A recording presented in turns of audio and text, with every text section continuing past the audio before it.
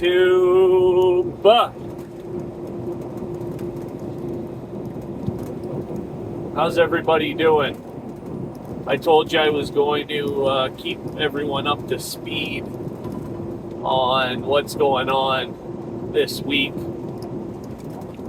And yeah, it sounds maybe like I'm whining a bit, you know, and nobody likes a whiner, including myself, including myself. I don't like a whiner. I'm of the opinion that if it's bothering you enough to talk about it, then do something about it. I'm not a big fan of this whole,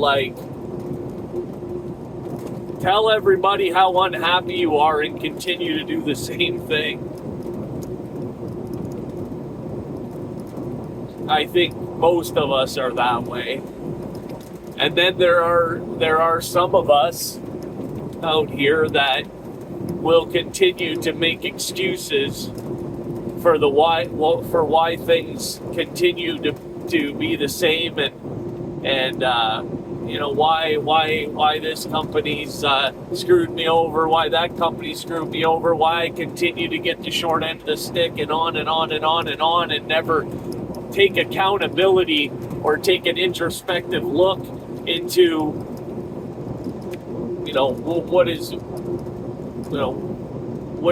what can I do, right? What can I change? But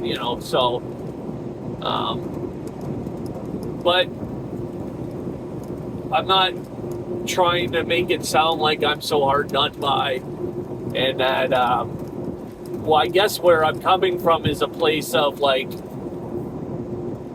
relatability.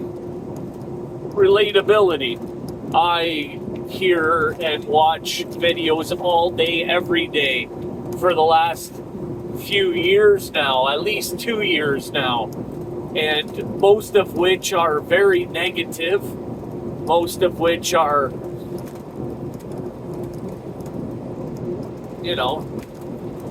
expressing themselves and trying to tell the world where the trucking industry's at, and it's in the shitter, right? That's where it's at. And I have been able to insulate myself for the most part from the worst of it. And so in the last month now, 4 weeks ago, I seen a little dip, right? And it was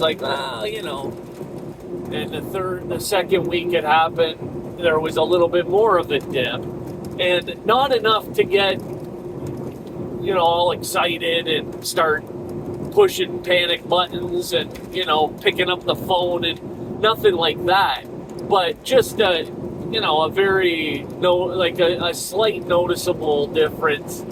And then in the last couple weeks, it's been a sharp and very steep and drastic, like I said in my last video, around 20 to 30% I have lost in my paycheck, right? 20 to 30%, that's a third. That's a third, right? So when you go from, being an hourly driver, when you go from a 60, 65 hour paycheck to a 40-hour paycheck, wow, I would say that's pretty drastic, right? I'd say that's pretty drastic. And then on top of that, what do I do with all my extra time? Like I said, I don't come on the road all week long to sit in the sleeper for 16 hours a day. No. That doesn't work for me. I don't know what to do. I don't know what to do with all that time. So, going back to this whole whining thing. No, I'm just trying to say to the people, the people who watch these videos, the people that hang out in the driver's lounge,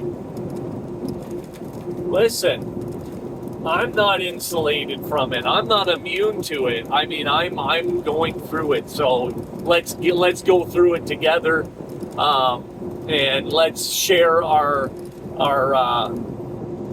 stories. Let's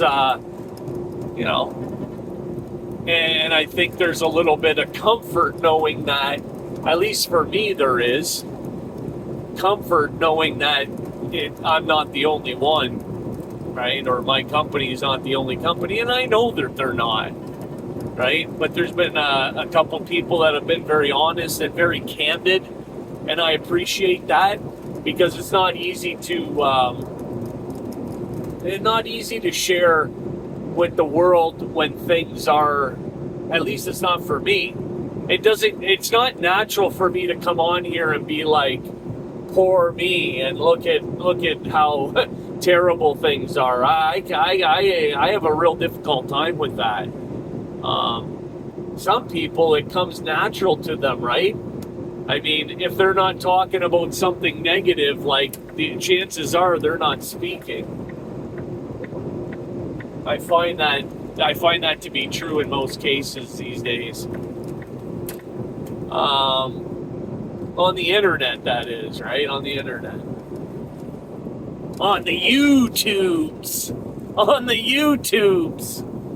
So, where are we at? Well, we're at a point where I popped my head in to the yard today, and I counted 8 trucks. Now, the Flatbed Fleet is like around 30, and these are all company trucks, right? So I don't know, there could be a few owner-operators, like I said before. They are taking care of the company guys, making sure they're going down the road, right, before the owner-operators. So if there's 8 company guys out of 30, 35 trucks, then and then let's throw another, like, say 3 or 4 owner operators out. Let's say half of the owner operators are sitting. So now we've got whatever, right? Let's just call it, like, make it a round number of 10. Let's just say 10 in total. Well, okay. Now, granted, couple, 2, 3 of those guys could be on vacation, right? Couple guys, whatever, taking a sick day. I don't know all of the circumstances, and I'm not one of these guys who's gonna call up and be like, oh, how come so and so ain't working? How come this guy? How come this? No. I mean, not my business. But it's easy to tell which trucks are part of the Flatbed Fleet, because we're all geeked out with the beacons and all all the flatbed oversized stuff, right? All that. So it's very simple, very easy to tell. Other than that, you wouldn't be able to differentiate between what trucks are on the van side and what trucks are on the flatbed side. So. Which is nice. It makes everything nice and fair, right? One guy doesn't have, all the trucks are within a couple years of each other. They're all spec'd out pretty much the same. Well, no, they are spec'd out the same. The only difference is I think there's 1 or 2 trucks out of our terminal. I know one for sure that has a manual transmission. Other than that, they're all automatics. Don't get me started about the automatics. I had a guy in the comment section say, basically insult me and say, yeah, blah blah blah, and enjoy driving your automatic like this, right? It's like, dude, what do you want me to say? I don't, I mean, I'll take it, right? I'm not gonna, right? I'm beyond all of that thumping gears. And I remember when automatics came out, and I was like, you won't catch me dead. I will quit driving. I mean, I never said to myself, I said, you know, I'd rather quit driving than drive an automatic, because, you know, all the drivers that were driving automatics were like, they were those drivers, right? They were those drivers, automatic Volvos, right? BArbiE doll, cURb sniFFERs, right? BArbiE doll trucks. And so, you know, me being me, it was like, I'll jump on that bandwagon. I ain't gonna drive an automatic. I digress. So now, well, I'm in an automatic, and I have been for, well, actually, let me just think here real quick. So the last job I was at 2 years prior to this one, no, that was a 13-speed. So it's been like just over a couple years, right, that I've been in this automatic here, and not a big fan, especially when you do flatbed work. I think that I truly believe that you know, automatics have come a long way, but when you're talking about hauling coils and, you know, just like specialized loads, you know, there's nothing like being able to lean into that clutch and pull out smoothly, and there, you know, all of that, right? And anybody who knows. But, you know, I'm working with what I have, and that's just the way it is. And everybody other than one guy has an automatic. So here we are. But I guess where I'm at with it is so today we're another 14-hour day. I'm going to run this clock right out to the bitter end almost. Yesterday, right, I had 8 minutes left on my clock. Monday, well, so I started Sunday at 10 p.m., something like that. So it's been a good week hour-wise, right? Like, I can't complain. But the beginning of the week started with not knowing what the hell was going to go on, and I'm just, you know, I'll take what they give me. I don't care. What do you want me to haul? Whatever. I mean, put whatever you want on the trailer, and we'll get it done. I can't sit here and let my ego drive this truck right now, right? And what I mean by that is, you know, I'm not a big fan of hauling construction materials. I'm just not. I'm not a bricks and sticks guy. I'd rather not, right? And it's just, and no offense to anybody who does, but for me personally, to me that's the equivalent of like swinging a door, and I'm past that, right? And we don't do a lot of it anyways, but you know, right now, yeah, you're hooking up. Like, go grab this, you know, go put some lumber on your trailer. Go put some concrete, some cement slabs, some bricks, for crying out loud, some freaking shingles. I mean, ugh. I know, right? Sounds like, you know, I'm not too good for it. No, not at all. I'm just saying, if I had my choice, I'd rather not.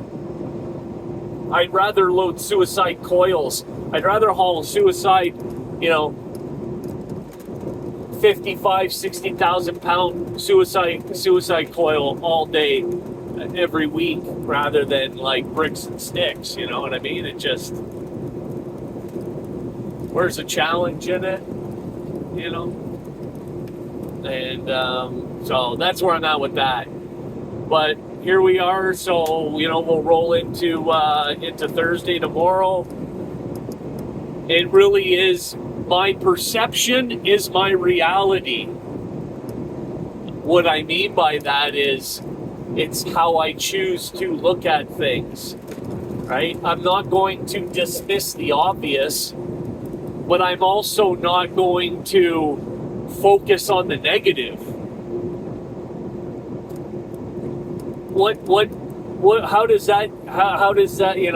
How does that benefit me? Right? How does that benefit me by focusing on the negative and having this opinion of like, well, poor me, right? Oh, here I am, so and so is probably doing this, so and so is probably doing that. Here I am, right, bottom of the pole here, picking up scraps. Well, it's like another very wise subscriber to the channel. You know who you are. Hey man, take the scraps right now. Take the scraps and do it with a smile.